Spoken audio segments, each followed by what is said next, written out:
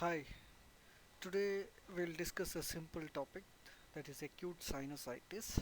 I'm Dr. Gautam from the ENT department. So, these are my learning objectives. So, you should be able to define acute sinusitis, enumerate the causes for acute sinusitis, explain the pathophysiology of acute sinusitis, and you should be able to formulate a plan for management, and you should be able to list the complications of acute sinusitis. So acute sinusitis is the acute inflammation of the sinus mucosa. So the most commonly involved sinus is maxillary sinus, followed by ethmoid, frontal and sphenoid. So pansinusitis means more than two sinuses are involved. It is called as pansinusitis.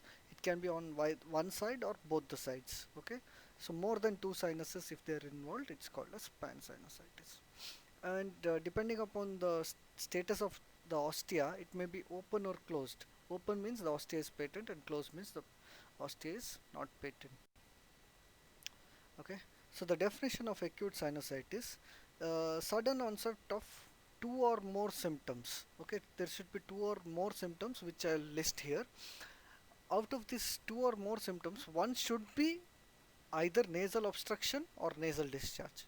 Okay, nasal obstruction may also be termed in other also be termed as blockage or congestion, and nasal discharge may be in the form of anterior or postnasal drip. Okay, so one of these, either of these two things should be there. Along with that, you can also have facial pain or pressure, loss or reduction in the sense of smell, and the symptoms should be lasting less than 12 weeks. And in case of recurrent acute rhinosinusitis, there should be symptom free interval in between the episodes. Okay, so the etiology, the exciting causes may be nasal infection, that's acute viral flu or anything. Swimming or diving can predispose. Trauma to the nasal mucosa and dental infections. Okay, the dental roots may be penetrating into the maxillary sinus and it may predispose to acute sinusitis. Other predisposing causes are obstruction of the sinus ventilation and drainage. Okay, it may be due to nasal packing after the surgery or bleed. Uh, then deviated nasal septum can itself cause obstruction of the sinuses. Hypertrophic turbinates, edema of the sinus ostia due to allergy or even vasomotor rhinitis. Nasal polyps can obstruct the ostia.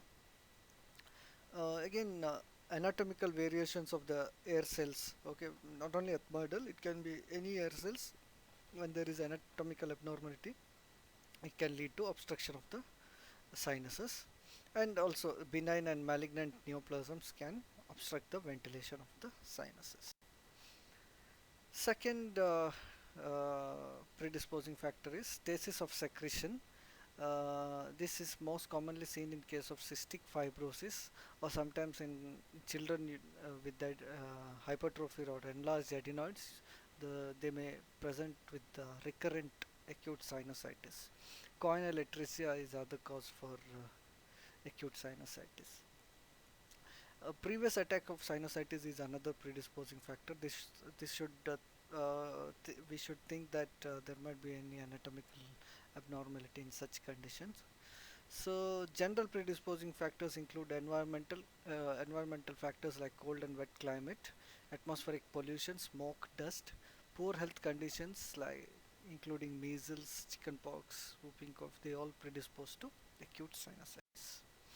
Bacteriology, you should remember that it starts as a viral infection. The virus enters, destroys the mucosa, then the bacterial inflow starts. Okay, once the mucosa is damaged. So pneumococci, H influenza and Moraxella are the most common organisms, followed by Strepto and Staph aureus. Anaerobic infections are seen when you get sinusitis secondary to dental infections. Okay, so dental infections, when the root is infected and there is infection in the maxillary sinus, you can get anaerobic organism. Um, the pathology, there is inflammation which causes hyperemia and exudation of fluids, outpouring of leukocytes, increased activity of serous and mucous glands. Initially the exudate is serous, but later on it becomes thick, that is mucus or mucopurulent or purulent discharge you can get. Severe infection can cause destruction of the entire mucosal lining. Um, if the ostia is completely obstructed, you can get empyema or collection of pus inside the sinus, and it can lead to destruction of the sinus wall.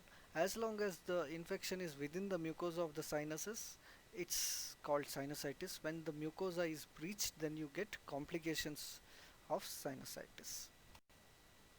Okay, this is the flow chart. Upper respiratory tract viral infection, mucosal edema, a blockage of sinus drainage, then you get stasis of secretion and secondary bacterial infection leading to sinusitis.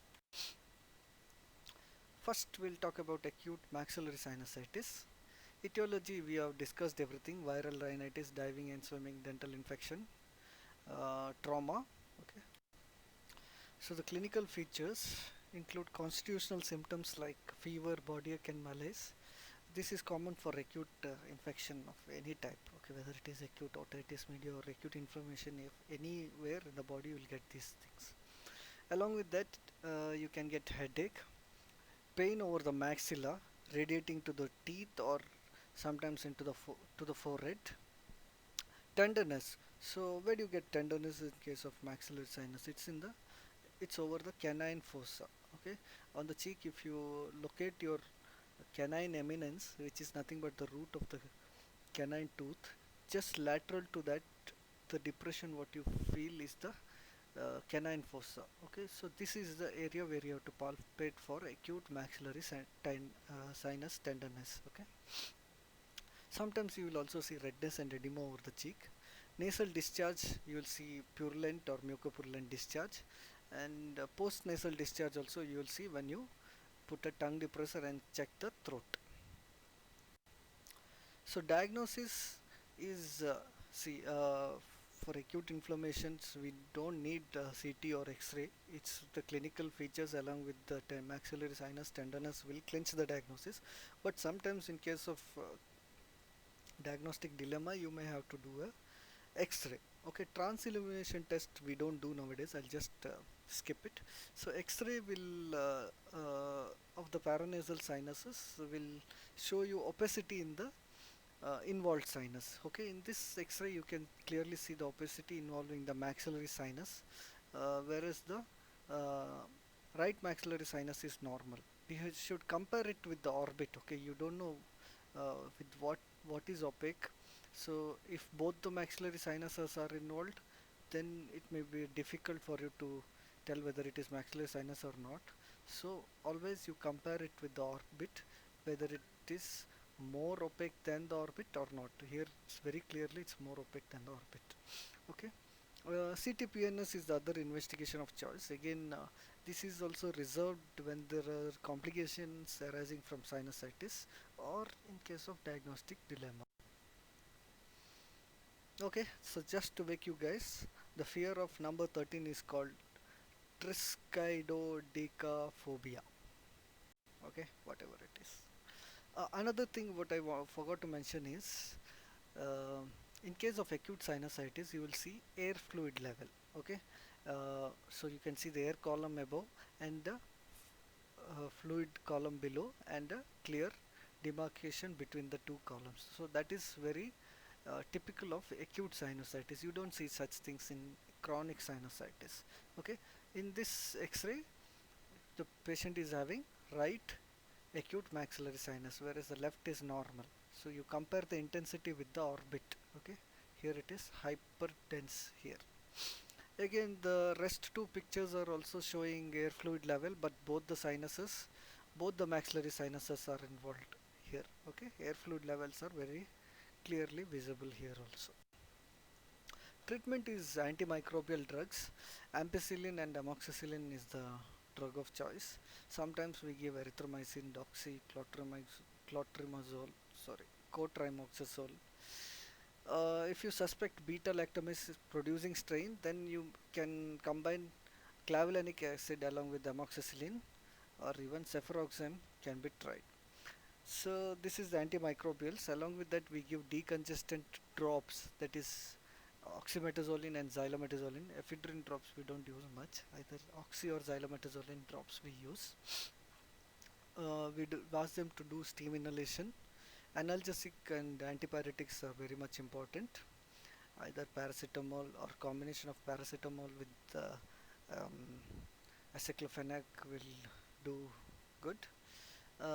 Even systemic decongestants, okay, phenylephrine, okay, along with the antihistamine you can combine and give. That is, it comes as some Lsat DC or so many combinations are there. All those cold preparation they all contain a decongestant in the name of in the form of phenylephrine and some form of antihistamines.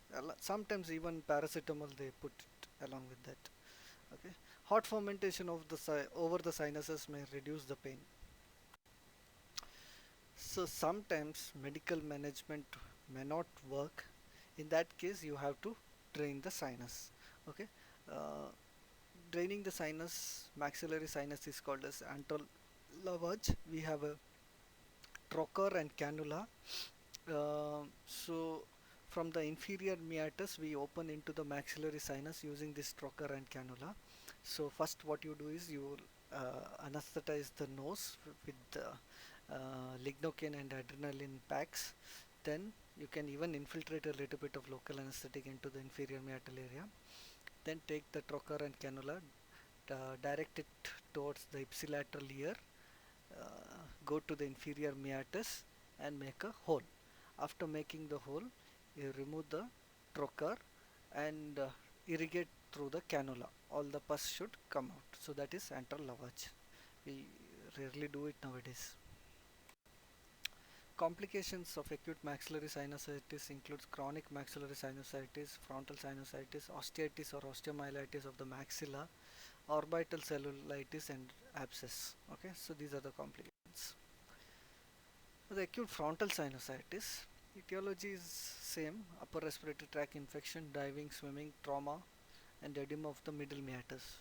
Edema of the middle meatus because the frontal sinus opens into the middle meatus. Clinical features include frontal headache, and typically it's called as office headache because after you wake up it slowly starts building. The headache starts building during the office hours.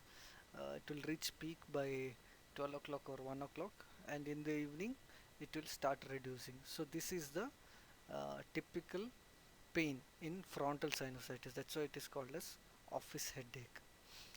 Tenderness, so the frontal sinuses are palpated on the medial aspect just below the medial aspect of the eyebrows. Okay, on both the sides you just palpate, and it's not on the anterior wall where you palpate, it's always on the floor of the frontal sinus. Okay, the floor of the frontal sinus because it's the dependent part of the frontal sinus, so that's why we palpate it on the floor of the frontal sinus above the medial canthus on the medial aspect of the eyebrows. So other signs include edema of the upper eyelid, even suffused conjunctiva. A patient may complain of photophobia. You can very clearly see there is edema of the upper eyelid and congestion of the conjunctiva there. You will also see nasal discharge, purulent or mucopurulent. So X-ray for frontal sinus is called as Cardwell's view. Here you can see clearly the X-ray, where you can see if you compare it with the orbit, the right frontal sinus is opaque, where you see the left is uh, same intensity as that of the orbit, and you can see some variation in the roof of the frontal sinuses. That's normal. It's called as the scalloping of the frontal sinus, which is normal, and the scalloping will be present in case of frontal sinusitis. It will not be disturbed, but in case of frontal mucocele you will see the loss of scalloping of the frontal sinus. It will appear smooth instead of these irregularities. It will appear smooth because the in between bone will be eroded by the mucocele. Mucocele is the collection of mucus retention cyst or pus inside a cyst inside the frontal sinus. Okay, CT PNS also will show, yeah, here you can see air fluid level in the frontal sinus. Okay, so that is, this is the anterior and sorry, the outer and inner table of the frontal bone, and between that you have the frontal sinuses, and you can clearly see the air fluid level in both the sinuses. Treatment is same as that of maxillary sinus. If the medical management fails, then you may have to go for surgical management where you trephine the frontal sinus. Okay, this is also an obsolete procedures nowadays. Even in case of maxillary or frontal sinus, we try to open it through the middle meatus by doing functional endoscopic sinus surgery. Okay, trephination of the frontal sinus involves opening into the frontal sinus through the floor of the frontal sinus, just like the antral lavage, the trocar and cannula. You can direct, or even you can use a drill into the floor of the frontal sinus. Complications include orbital cellulitis, osteomyelitis, meningitis, extradural abscess, frontal lobe abscess, and even chronic frontal sinusitis. So acute ethmoidal sinuses, it usually occurs as an associated infection with other sinuses. When there is maxillary sinusitis or frontal sinusitis, you naturally tend to get ethmoid sinusitis because anterior ethmoids open into the middle meatus. Clinical features: pain. Typically, the patient will complain of pain between the eyes because the ethmoids are situated between the eye and the nose. So that's the area of pain you get. Edema of the lids you will get. Nasal discharge, swelling of the middle turbinate, and purulent nasal discharge you can. Similar management. Surgical management, when the medical management fails, or you're seeing some complications of the sinusitis like exophthalmos. So all these things, when you see, you have to do. Earlier they used to do external ethmoidectomy by giving an external incision near the medial canthus, but nowadays everything is endoscopic. We do a fess and open or drain out the sinuses. Complications are same: orbital cellulitis and abscess, visual deterioration when it involves the orbit, cavernous sinus thrombosis is common here, extradural abscess, meningitis, and brain abscess are the other complications. Okay, this is another fact for you. The tiny pocket in the jeans on the right side, all of you would have noticed that. It's designed to store the pocket watches. Okay, earlier before we started manufacturing wrist watches, we used to have pocket watches.